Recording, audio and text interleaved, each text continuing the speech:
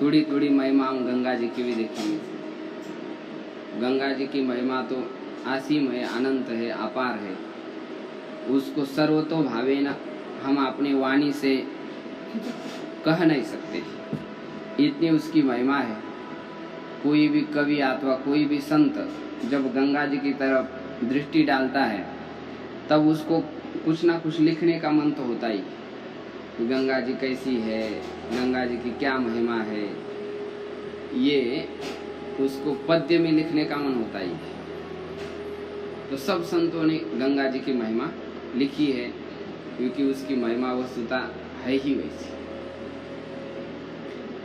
तो गंगा जी की क्या महिमा है, इसको हमको समझने के लिए गंगा लहरी स्तोत्र का आश्रय करना है। गंगा लहरी स्तोत्र में कुल 22 श्लोक, ये 52 श्लोक। गंगा लहरी स्तोत्र यह गंगा जी की बड़ी ही विलक्षण महिमा बताता है। इसके लेखक श्री पंडित जगन्नाथ जी हुए। जी हाँ, नहीं, इसके नहीं। पंडित श्री जगन्नाथ जी बड़े ही विलक्षण विद्वान। इनका चरित्र शायद आपको मालूम होगा या नहीं होगा, नहीं किसी को भी मालूम। तो इन्होंने ये गंगा जी की महिमा गाई है। ये दक्षिण के ही विद्वान है, वैसे आंध्र प्रांतीय। इनके पिताजी का नाम पेरू भट्ट था, माताजी का नाम लक्ष्मी था। पिताजी काव्य में इतने निष्णात थे कि वो काव्य की जब रचना करते थे तो पत्थर भी पिघल जाते थे, इतने उनके अंदर काव्य निर्माण करने की प्रतिभा थी। तो इसलिए सहज ही है, जब उनका पुत्र बड़ा हुआ तो उन्होंने संपूर्ण विद्या अपने पुत्र को पढ़ाई। जितने भी वेद शास्त्र पुराण है सब कुछ पढ़ाए, तो वो भी उनके जैसे पंडित हो गए। लेकिन अब आंध्र प्रदेश में उस समय में ज़्यादा ही पंडित रहते थे, इसलिए उनको लगा कि चलो अब अपना स्थान छोड़ करके और अन्यत्र कहीं चले जाते हैं। तो इधर ही वो उत्तराखंड की तरफ आ गए। यहाँ आने के बाद उस समय यौवनों का अधिक बोलबाला चल रहा था। अकबर, बादशाह, जहांगीर और शहंशाह, ये सब लोग उस समय हमारे ही भारत पर राज्य कर रहे थे। हाँ, तो लेकिन वो कुछ अच्छे मार्ग पर भी चलते थे, कुछ अच्छे सद्गुण देखे तो उससे वो प्रभावित हो जाते। तो पंडित जगन्नाथ जी का वैदुष्य उन्होंने श्रवण किया कि ये बहुत ही बड़ा पंडित है संस्कृत का।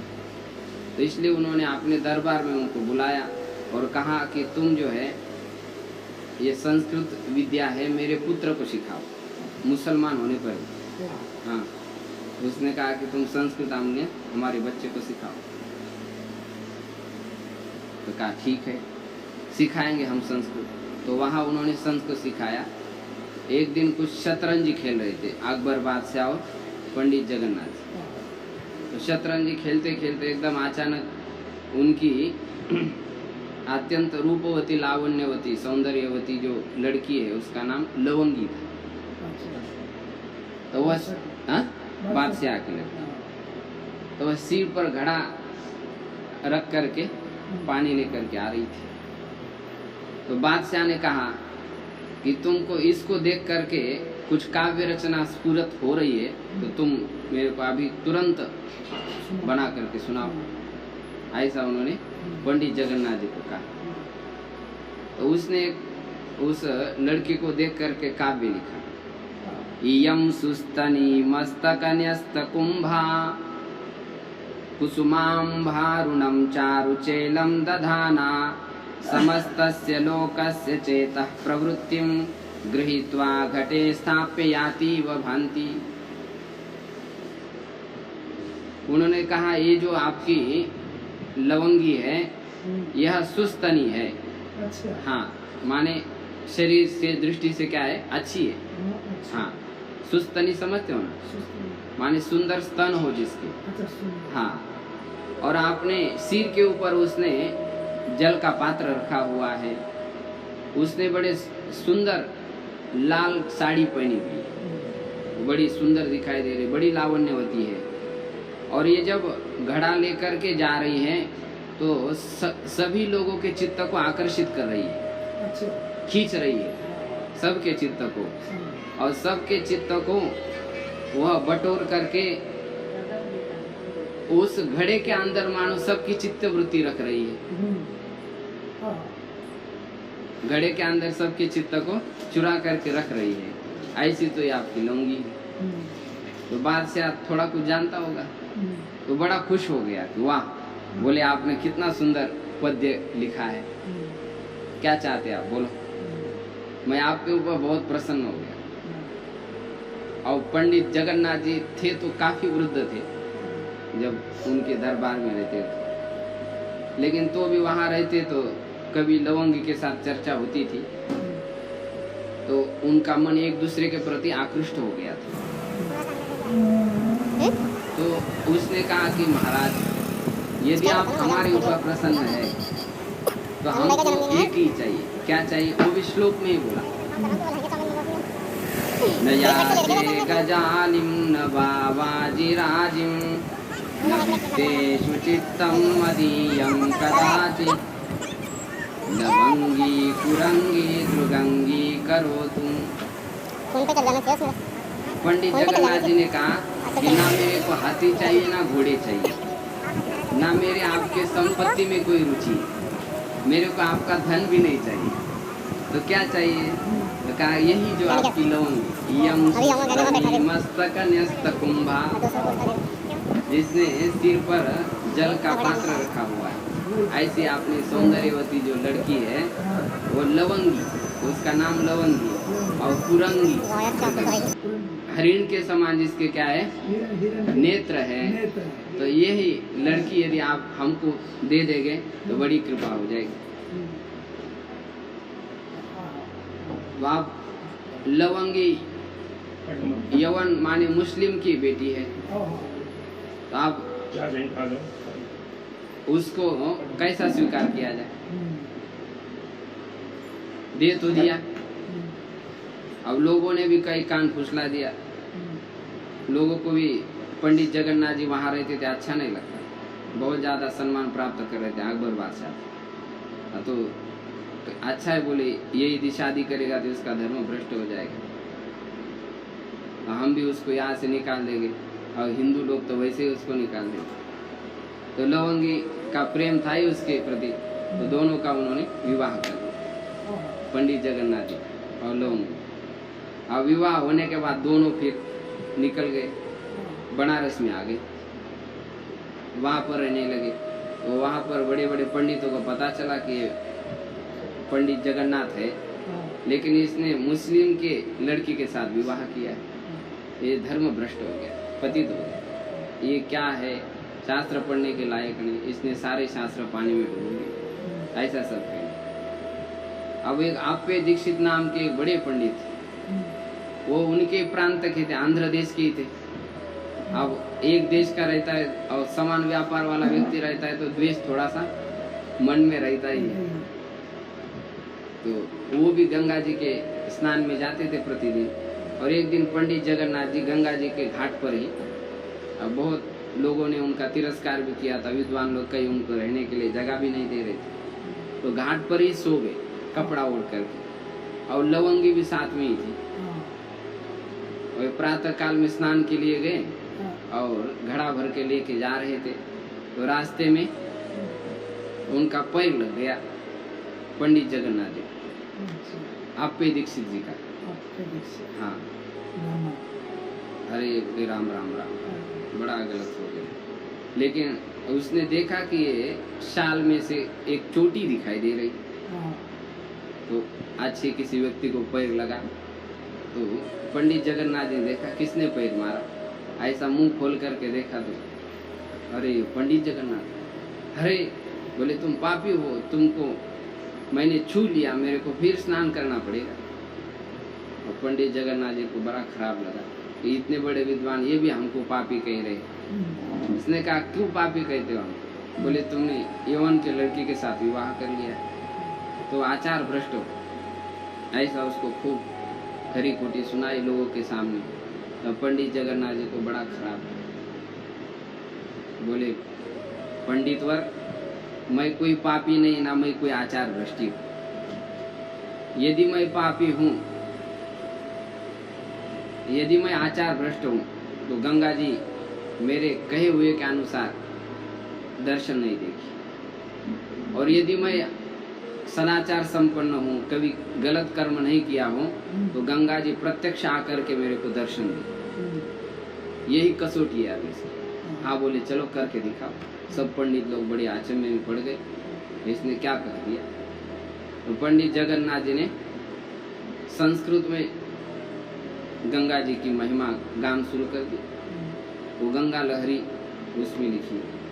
तो जहाँ पर पंडित जगन्नाथ जी बैठे थे, वहाँ से 52 सीढ़ियाँ नीचे गंगा जी थी। तो जैसे जैसे श्लोक एक एक बोलते गए, वैसे वैसे गंगा जी एक एक सीढ़ी पार करके ऊपर आ गए और ऊपर आकर के उसको दर्शन दे दिए।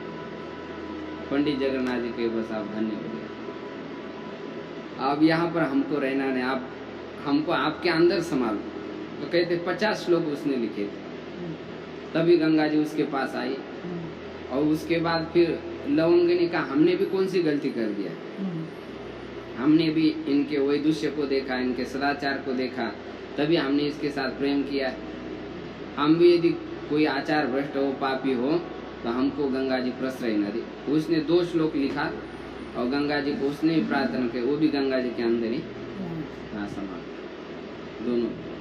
तो सब पंडित लोग बड़े आश्चर्यचकित हो गए। यह वास्तविक पंडित है जगन्नाथ जी, जिसको गंगा जी ने प्रमाणित कर दिया है कि ये अत्यंत पवित्र है, सदाचार संपन्न। तो ऐसे जगन्नाथ पंडित जी थे। इन्होंने कई ग्रंथों की रचना की। गंगा लहरी तो लिखी है, और भी बहुत सारी लहरियाँ इन्होंने, सुधा लहरी, लक्ष्मी लहरी और अमृत लहरी, करुणा लहरी, ऐसे बहुत सारे ग्रंथ है। गंगा रसधर नाम का कोई एक साहित्य में ग्रंथ है, वो बड़ा प्रसिद्ध है, स्कूलों में भी पढ़ाते हैं। तो ऐसे बहुत सारे ग्रंथों के रचयिता है, और गंगा जी ने इनकी पवित्रता प्रमाणित कर दी जन समाज में। तो हम कल्पना कर ही सकते कितने अच्छे हो। तो उन्होंने गंगा लहरी स्तोत्र लिखा है, उसका हम उनके शब्दों के माध्यम से 2 श्लोक देखेंगे, केवल 2 श्लोक। ये शिखरिणी छंद में लिखा हुआ है। यदि आप इसको देख करके बोल पाएंगे तो ठीक ही है, नहीं तो केवल दृष्टि रख लीजिए बस, उसको क्या व्याख्या हो रही पता चले। जो शिव महिम्न का है ना, महिम्न पारंत समृद्धं सौभाग्यं सकल वसुधाया किमपि तन् महेश्वर्यं लीला जनित जगतः खंडपर्शोः श्रुतीनां सर्वस्वं सुकृतमथमूर्तं सुमनसां सुधा सौदर्यं ते सलिलमशिवं नः शमयतु। गंगा जी का नाम गंगा जी क्यों पड़ गए? पहले तो यही लोग प्रश्न पूछते हैं, गंगा जी क्यों कहते इस प्रवाह? गंगा शब्द का अर्थ क्या है? गमयति प्रापयति ज्ञापयति भगवत पदम यासा गंगा। जो भगवान के पद का ज्ञान करा देती, माने भगवान का ज्ञान करा देती है, उसको गंगा कहते हैं। भगवान का ज्ञान कैसा करा देती है? जो गंगा जी का आश्रय कर लेता, क्योंकि वह जल तो साक्षात भगवत स्वरूप ही है। तो जो भी उस जल का आश्रय कर लेता है, उसको गंगा जी ज्ञान प्रदान कर देती है, वैराग्य प्रदान कर देती है, जो भी सब लौकिक अलौकिक सब सामर्थ्य प्रदान कर देती है। तो इसलिए उसको गंगा जी कहते हैं। तो भगवान को प्राप्त कराने वाली होने के कारण उसको क्या कहते हैं? गंगा जी कहते हैं। अथवा जो बड़े बड़े मुमुक्षु लोग हैं, वह ज्ञान प्राप्ति के लिए उसका आश्रय कर लेते। गम्यते ज्ञाप्यते मोक्षार्थी भी, जो मोक्ष चाहते हैं उन सभी लोगों के द्वारा ये कहा जाता है कि यदि आपको मोक्ष चाहिए तो आप गंगा जी के किनारे चले जाइए, तो आपको मोक्ष जल्दी प्राप्त हो जाए, इसलिए उसको गंगा जी कहते हैं। जैसे जमुना जी को भक्ति की देवी कहा जाता है, हाँ। गंगा जी को ज्ञान की। हाँ, प्रधानता को लेकर के, वैसे गंगा जी के पास सब कुछ है, ज्ञान भी है, वैराग्य भी है, भक्ति भी है, सब कुछ है। तो ये गंगा जी में जल का जो प्रवाह है वह शुभ्र दिखता है, वह सरस्वती का स्वरूप है। गंगा जल चांदी की तरह श्वेत दिखता है, वह सरस्वती का स्वरूप है। और गंगा जल में सौख्य प्रदान करने का सामर्थ्य है, वह लक्ष्मी का स्वरूप है।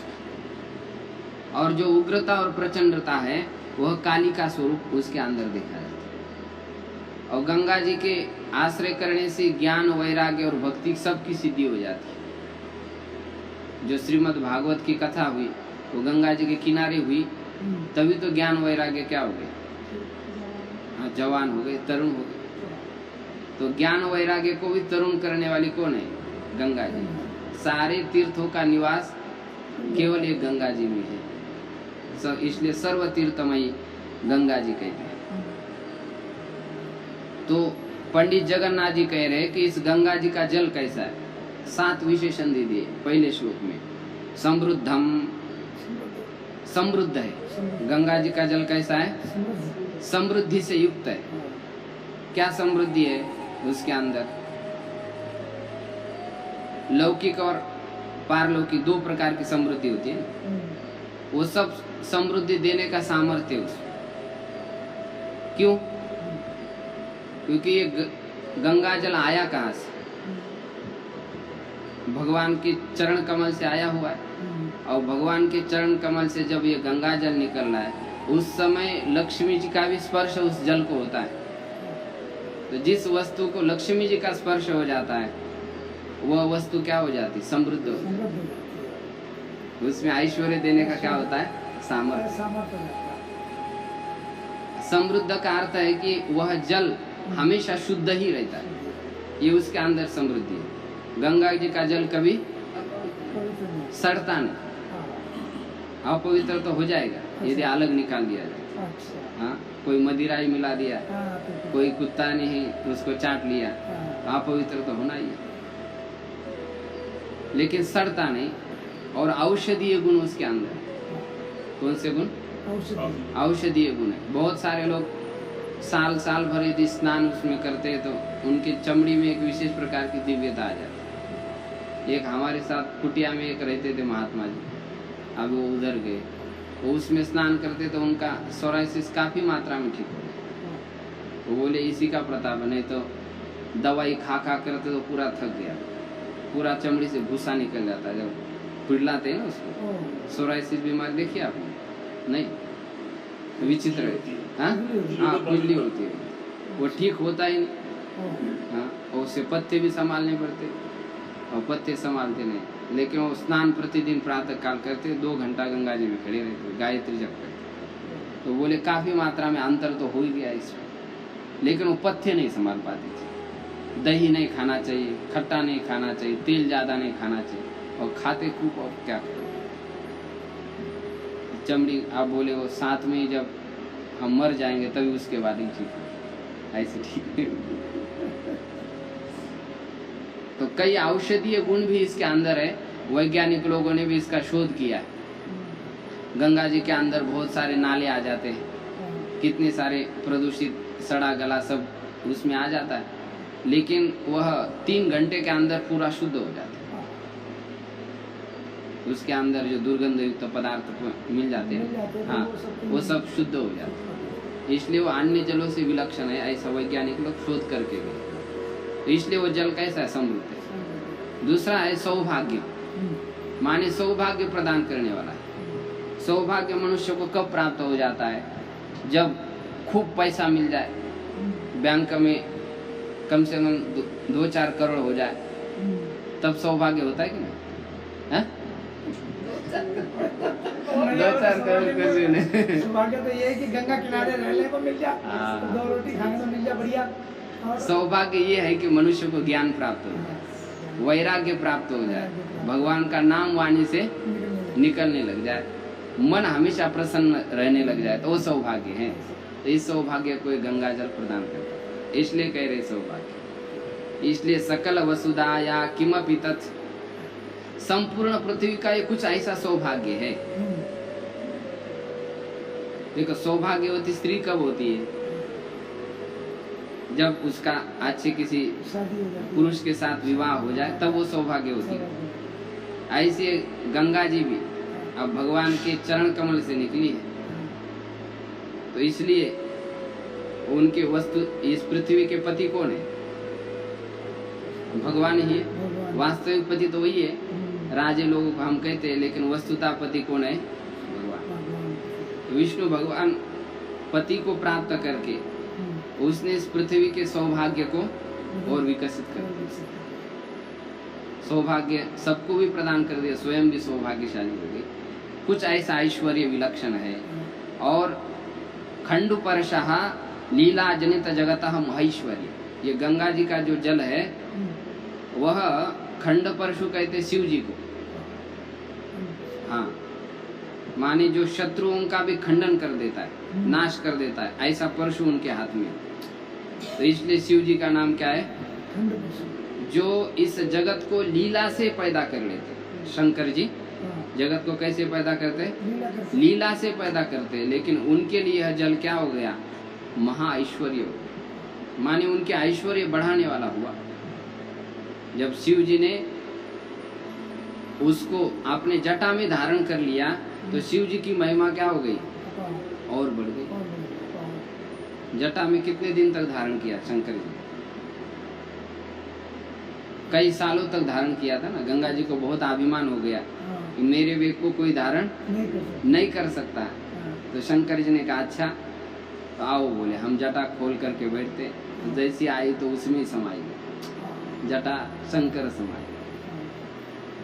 तो कई दिन तक घूमती रही, फिर कहा बस आप बहुत दिन, हाँ जटा शंकरी नाम की।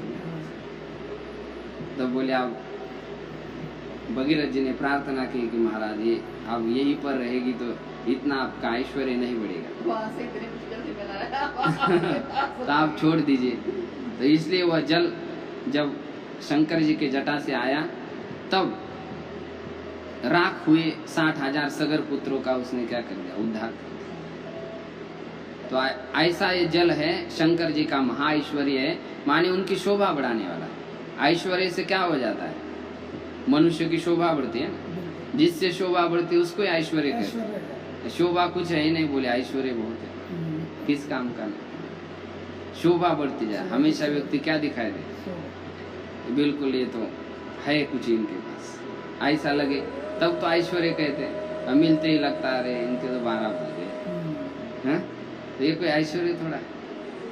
तो शंकर जी का ये ऐश्वर्य, श्रुति नाम सर्वस्व। यह जो जल है वह श्रुतियों का सर्वस्व है। श्रुति माने वेद, वेदों का सर्वस्व है। वेद का सार क्या है? परमात्मा है, भगवान है। श्रुतियों के द्वारा भगवान को ये कहा गया है। श्रुतियों में परोपकार के कर्म कहे गए, सत्कर्म कहे गए। तो जो गंगा जल का आश्रय करता है उसको श्रुति का सर्वस्व माने परमात्मा की प्राप्ति हो जाती है, और वो सत्कर्म करने लग जाता है, परोपकार करने लग जाता है। इसलिए श्रुति का जो सर्वस्व है वह ये जल बताता है। श्रुति का सार क्या है? कि मनुष्य को जीवन परोपकार में व्यतीत करना चाहिए। उपकार करते हुए भी हम जिसके ऊपर उपकार किए उसकी तरफ फिर मुड़ के न देखें। गंगा जी कितने लोगों का उपकार करती है, तट में इस पार उस पार रहने वाले सबकी प्यास बुझाती है, सबके अमंगलों को नष्ट कर देती है। वो आगे चलते चलते कभी ये नहीं देखती है कि इसने मेरे को प्रणाम किया या नहीं किया।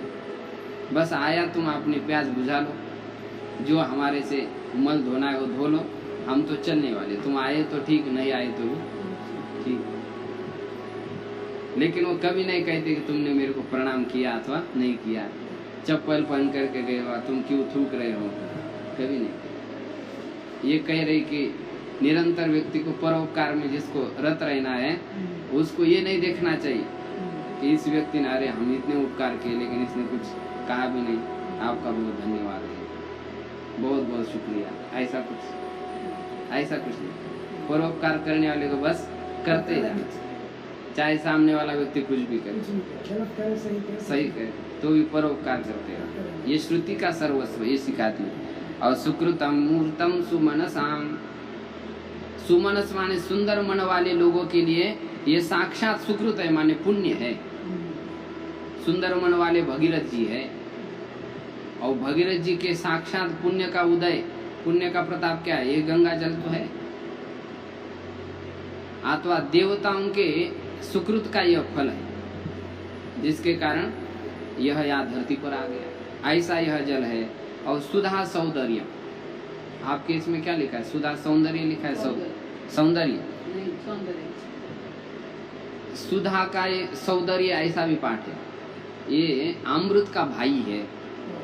गंगा जल क्या है? अमृत का भाई।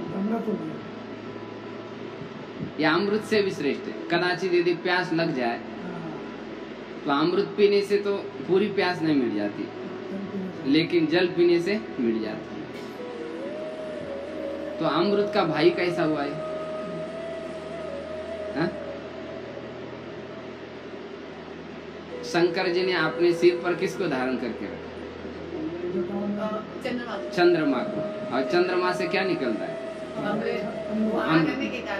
हाँ, तो वहां पर दोनों एक स्थान पर रह रहे, शंकर जी के जटा में ही रह रहे, तो इसलिए वो सुधा माने अमृत का भाई हो गया। इसलिए अमृत से भी बढ़ करके यह अधिक उत्कृष्ट है। ऐसा यह गंगा जी का जल सलिलम अशिवम नह शमयतु, यह हमारे अशिव माने सारे विपत्तियों का, संकटों का निवारण करे, कल्याण करे, ऐसा नहीं कह रहे, उल्टी बात कह रहे कि ये जल हमारे अकल्याण का नाश करे, अमंगलों का नाश करे। जब अमंगल का नाश हो जाता है तो मंगल क्या हो जाता है? अपने आप ही हो जाता है। जब बीच में जो प्रतिबंध है वो हट गया तो पानी अपने आप ही नीचे आ ही जाता है। तो संकट हट गए तो फिर व्यक्ति का कल्याण अपने आप ही हो जाता है। इसलिए अब एक एक का मंगल करने की बात कहेंगे तो कितने गिनाए। इसलिए कहा कि यह गंगा जी का जो जल है वह हमारे अमंगलों का क्षमन करे, निवृत्ति करे। जैसे अनेक लोगों का किया, जैसे भगीरथ के जो वंशज थे 60,000 सगर पुत्र, वो तो राख हो गए, तो भी उनका भी उद्धार कर दिया, उनके भी उसका मंगल कर दिया, तो हमारा भी मंगल। ऐसा पहले श्लोक में पंडित जगन्नाथ जी कह। दूसरे श्लोक में कह रहे हैं दरिद्राणाम दैन्यम दुरितमत दुर्वासनरुदाम द्रुतम दूरीकुर्वन् सकृतोपगतो दृष्टिसरणिः अपिद्रागा विद्या द्रुमदलन दीक्षा गुरुरिह प्रवाहस्ते वारां श्रियमयम परां दिशो पुनः। ये जो गंगा जी का प्रवाह है वह दरिद्राणाम दैन्यम, दरिद्री मनुष्यों का जो दैन्य है उसका निवारण करता है। कोई मनुष्य क्या हो गया? दरिद्री हो गया। लौकिक संपत्ति जिसके पास है उसको हम श्रीमंत कहते हैं, और जिसके पास नहीं उसको क्या कहते हैं? दरिद्री कहते हैं। ये दरिद्री आदमी। लेकिन केवल संपत्ति न होने से ही मनुष्य दरिद्र होता है ऐसा? संपत्ति होने पर भी मन की भी दरिद्रता रहती है, तो वो भी दरिद्री ही मनुष्य है। यदि संपत्ति बहुत है और उसका ठीक से भी क्या नहीं कर रहा है, हाँ, वो तो बहुत ज्यादा दरिद्री, हमेशा असंतुष्ट रहता है। श्रीमांश को यो दरिद्रिष्ट को, ऐसा आद्य गुरु शंकराचार्य ने प्रश्नोत्तर में पूछा। तो जिसकी तृष्णा अधिक बड़ी हुई है वही मनुष्य क्या है? दरिद्र। और जिसको संतोष हुए सबसे बड़ा क्या है? धनी है। बाकी बहुत सारा धन कमा लिया तो धनी नहीं। तो यहाँ पर जो मानसिक दैन्य है, अरे सब कुछ होने पर ये आदमी सोचता हमारे पास कुछ भी नहीं, लोगों को दिखाता है भी नहीं, छिपा करके रख लेता। तो ये भी एक प्रकार का दैन्य, दरिद्री। तो जो गंगा प्रवाह को देख लेता है ना तो वो क्या हो जाता है? उदार हो जाता है। अरे गंगा जी इतना परोपकार कर रही तो अपने को क्यों पीछे हाथ कर? वो मनुष्य अपने आप क्या हो जाता है? द्रवित हो जाता है। तो उसके अंदर दैन्य नहीं रहती, उदार हो जाता है। और लौकिक यदि संपत्ति चली गई तो उसको भी हटा देती है गंगा मैया। एक सत्य घटी हुई घटना, हरिद्वार में एक बड़ा धनिक था, अच्छे फैक्ट्रियाँ उसकी चलती थी, लेकिन अचानक कुछ ऐसा व्यापार में घाटा उसका हो गया, फैक्ट्री भी बंद हो गई और कर्जा भी उसके ऊपर बहुत चढ़ गया। अब जिनका कर्जा चढ़ा वो वापस दे नहीं पाएगा, तो उनके अपयश, उनकी निंदा संसार में हो जाएगी। उसने सोचा चलो अभी गंगा जी में जा करके आत्महत्या कर तो इसलिए हरिद्वार में आ गया, गंगा जी के सामने खड़ा हुआ, तो उसके मन में बड़े अच्छी भाव आए। बोले गंगा जी, यदि तुम मेरे जितने पैसे खो गए हैं उतने यदि तुम यदि मेरे को दे दोगे ना, तो मैं फिर दोबारा उसी पैसे से जो कुछ आएगा वापस वो तुमको मैं दान कर दूंगा। ऐसा उसने गंगा जी के पास कहा। वैसा मरने के लिए आया तो एकांत स्थान में था, तो जैसा बैठा थोड़ी देर में वहां से एक बक्सा में भर करके बहता हुआ बक्सा आ गया। देखा, बोले कोई तो है नहीं यहाँ पर, कैसा आ गया? पकड़ लिया, देखा तो उसमें पैसे गड्डियाँ सब रखी हुई, जितना उसका नुकसान हुआ था उतने ही उसके अंदर पैसे थे। गजब हो गया। ले करके गया, फिर ठीक ठाक से धंधा किया, फिर बाद में अच्छा धंधा होने के बाद आ करके यार कुछ पैसा उसका। ये हरिद्वार में घटना। तो लौकिक दारिद्र्य को भी गंगा जी क्या करती है? निवृत्त करती है। इसलिए गंगा जी के किनारे जो महात्मा लोग भी रहते हैं, देखो कैसे टनाटन, सबका एक एक ठाड़ देखो क्या, 4-4 गाड़ियाँ रखते हैं, रहने के का तो क्या ठाड़ है, सब फेल पड़ जा, होटल वाले पीछे पड़, ऐसे तो ठाड़ रहते। तो ऐश्वर्य बहुत आ जाता है।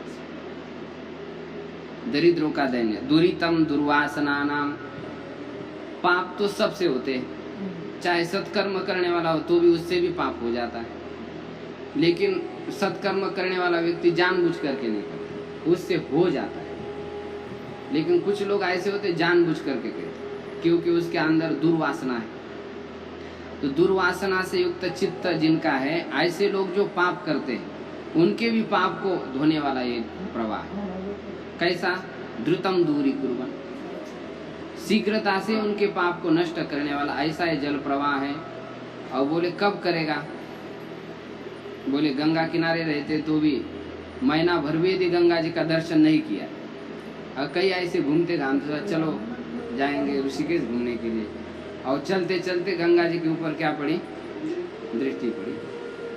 तो खाली दृष्टि पड़ने मात्र से ही वह दुर्वासना से युक्त मनुष्य के पाप को नष्ट कर देती है, और दरिद्री व्यक्तों के दैन्य को भी क्या कर देती है?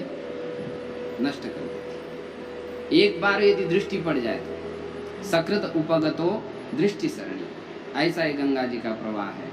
और कैसा है? आपी द्रागा विद्या द्रुमदल दीक्षा गुरुरिह, यह गंगा जी का प्रवाह शीघ्र ही आविद्यारूप वृक्ष को उखाड़ने में दीक्षा गुरु के समान है। जैसे दीक्षा गुरु होते हैं, अरे तुम क्या कर रहे हो, ध्यान करो, जाप करो, कुछ सेवा करो, बार बार कहता रहता है ना। ऐसा ये गंगा जी का प्रवाह है, ये जो भी देख लेता है उसके मन में भाव आ जाता है, अरे हम तो कहीं ना कहीं अज्ञान में घूम रहे इधर उधर, हमारे अंदर जो छिपा हुआ अज्ञान है उसको ही पहले हमको हटाना चाहिए, ऐसा भाव उसके मन में आ जाता है। तो इसलिए वो दीक्षा गुरु के समान अत्यंत दक्ष है, जो उसका आश्रय करता है उसके अविद्या को नष्ट कर देता है। ऐसा यह प्रवाह गंगा जी का श्रियम अपाराम दिशतु, हमारे लिए अपार ऐश्वर्य को प्रदान करे,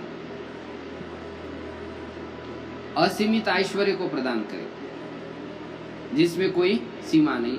तो अपार ऐश्वर्य कौन सा है? दैवी संपत्ति है। दैवी संपत्ति यदि मनुष्य के अंदर आ जाती है तो वो सबसे बड़ा धनी मनुष्य का आ गया। दैवी संपत्ति कौन सी है? जो भगवान के संबंधी है, भगवान के पास जो संपत्ति रहते हैं, कृपालुता, करुणता, दयालुता और सुख रूपता, ये जो संपत्ति है, दैवी संपत्ति। तो ये अपार आप दैवी संपत्ति को हमको प्रदान करो, जिससे हम भी ऐश्वर्यशाली हो। इस प्रकार 2 श्लोकों में ये पंडित जगन्नाथ जी गंगा जी के थोड़ी कुछ महिमा बता रहे हैं। वैसे तो और भी इसके पीछे बहुत भाव हो गए, लेकिन जितने हमको लगे उतने बताए। अब 2 श्लोकों को प्रणाम करके आगे